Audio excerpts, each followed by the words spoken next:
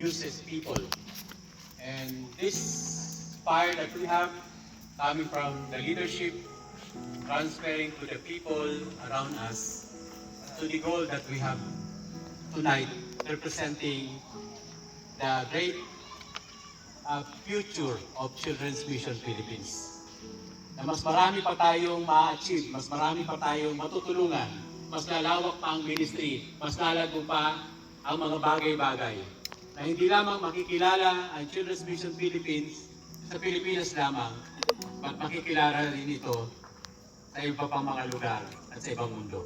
So kalinsabay ng ating part na ito ay pananalangin at declaration sa gabi nito. And pagkatapos masindihan ito, meron na po. Pag nagliyab na, then we will pray together. Sige po. Umpisa na po yan.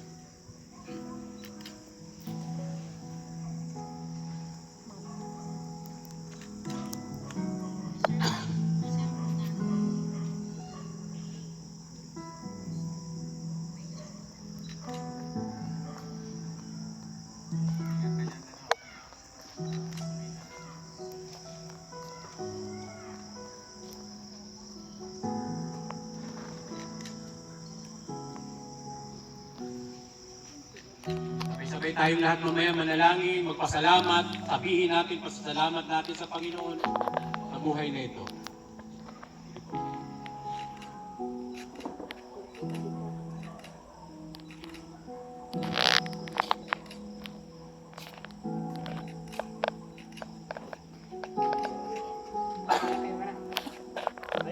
Okay po, let us pray.